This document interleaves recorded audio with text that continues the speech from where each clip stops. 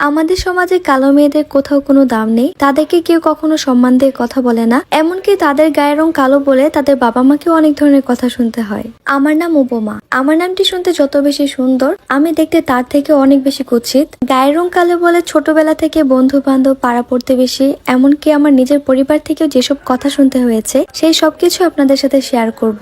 আপনারা যারা কালো মেয়েদেরকে পছন্দ করেন না, তাদেরকে বিয়ে করতে চান না, অথবা কালো মেয়েদেরকে বাড়ি বউ করতে চান না, তারা আজকে আমার জীবনের গল্পটা একটু শুনবেন। আশা করি এরপর থেকে আপনাদের চিন্তা ভাবনা একদমই পাল্টে যাবে। একদম ছোটবেলা থেকেই গায়ের রং কালো বলে আমার সাথে কেউ কখনো ফ্রেন্ডশিপ করতো না। স্কুলে গেলেও আমাকে সে এক কোণাতে বসে থাকতে হতো। স্কুল হোক অথবা বাড়ি, আমার একমাত্র খেলার সাথী ছিল আমার চাচাতো বোন ফাতিমা। যদিও সে আমার 1 বছরের বড়, শুধুমাত্র সে ছাড়া আমার জীবনে আর কোনো বিশেষ বন্ধু ছিল না। আমার বোন ফাতিমা অনেক বেশি সুন্দর, অনেক ফর্সা। তার তুলনায় আমি একটু কালো, একটু না আমি অনেক বেশি কালো। একদম ছোটবেলায় যখন আমাদের বাড়িতে কোনো অনুষ্ঠান হতো, অনেক আত্মীয় স্বজন আমাদের বাসায় আসতো।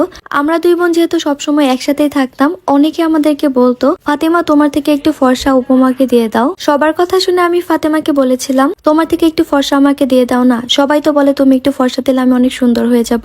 আমার খুব কাছের একজন আত্মীয় বলেছিল, উপমা তুই ফাতেমার হাত ধরে ঘষ, তাহলেই তুই ফর্সা হয়ে যাবি। সেদিন কত চেষ্টা করেছিলাম ফাতেমার গা থেকে আমার গায়ে ফর্সা নিতে, অথচ সবাই কত বেশি হেসেছিল আমার এই ঘটনা দেখে। যেখানে তাদের উচিত ছিল আমাদেরকে শিক্ষা দেওয়া, কালো আর সাদা বলতে কিছুই নেই, আমরা সবাই মানুষ, আমরা সবাই একসাথে থাকবো। সে ছোটবেলা থেকে আমার জীবনে কালো রংটা ছায়ার মতো থেকে গেছে। স্কুলে তো সবাই বাচ্চা ছিল, কিন্তু আমরা যখন একটু বড় হয়ে কলেজে উঠেছি, তখনও কিন্তু কারো মন মানসিকতা পরিবর্তন হয়নি। আমি ক্লাসের সবচেয়ে কালো মেয়ে বলে আমাকে বিভিন্ন নামে ডাকা হতো। আমি যেমন আমার গায়ের রঙের জন্য অনেক বেশি বিখ্যাত ছিলাম, ঠিক তেমনি আমার মেধার জন্য আমি সবার অনেক পরিচিত ছিলাম। তাই রূপের দিক থেকে আমার বোন এগিয়ে থাকলেও পড়াশোনার দিক থেকে আমি তার থেকে এগিয়ে ছিলাম। আমার পড়াশোনার পাশাপাশি কয়েকটা টিউশনি করতাম, আর সেই টিউশনি গুলো একমাত্র টিকে গেছিল আমার মেধার কারণেই। তবুও টিউশনি করতে গেলে অনেকে বলতো, তুমি এত কালো কেন, তুমি কোনো ক্রিম মাখো না কেন, তোমার এখনো বিয়ে হচ্ছে না কেন, তোমার তো কখনোই বিয়ে হবে না, এত কালো মেয়েকে কেউ কখনো বিয়ে করে। তখন আমার এইসব কথা হজম করার অভ্যেস হয়ে গেছিল। সেই ছোটবেলা থেকে তো ঠিক একই কথা শুনে আসছি। আমার বাবা মা অনেক চেষ্টা করতো আমাকে একটা ভালো জায়গায় বিয়ে দেওয়ার, অনেক জায়গা থেকে আমাকে দেখতেও আসতো, তবে আমার চেহারা দেখে আর তারা পছন্দ করতো না। আমার বোন ফাতিমা আর আমি একসাথে চলাফেরা করতাম, আমাদের দুই বোনের মধ্যে অনেক বেশি মিল ছিল। বাইরের সবাই আমাদের ব্যাপারে যা কিছুই বলো, আমরা দুই বোন দুজনকে অনেক বেশি ভালোবাসতাম। তাই আমাদের মধ্যে কখনোই কোনো গোপনীয়তা ছিল না, আমরা সবসময় দুজন দুজনের কথা শেয়ার করতাম। ফাতিমা সবসময় বলতো সে এমন বাড়িতে বিয়ে করবে যে বাড়িতে দেবরের সাথে আমাকে বিয়ে দিতে পারবে, আমরা দুই বোন যেন বিয়ের পরেও একসাথেই থাকতে পারি। তার এই ইচ্ছাটা আল্লাহ পূরণ করেছে, তবে আমি চাইনি আল্লাহ এভাবে পূরণ করুক।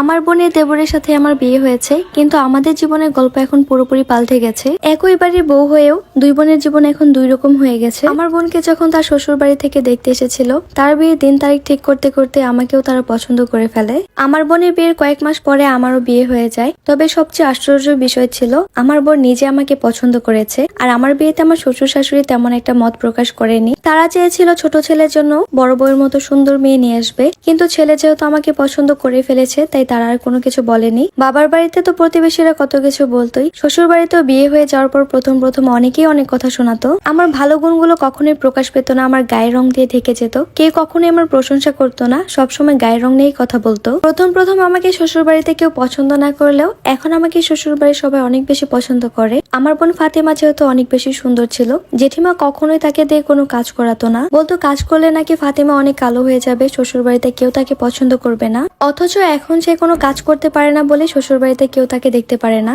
এখন অনেক সময় শুনতে পাই ফাতেমার স্বামী নাকি অন্য নারীদের সাথেও মেলামেশা করে, তাদের সম্পর্কটা আর আগের মতো নেই। অথচ এদিকে আমার স্বামী আমাকে কত বেশি ভালোবাসে, আমার পছন্দ ইচ্ছেকে কত বেশি গুরুত্ব দেয়, আমাকে সে অনেক বেশি সম্মান দেয়, যেটা আমি আমার জীবনে কখনো কল্পনাও করতে পারিনি। আসলে গায়ের রং যেমনই হোক, সবশেষে আমাদের সাথে সেটাই হয় যেটা আমাদের কপালে লেখা থাকে।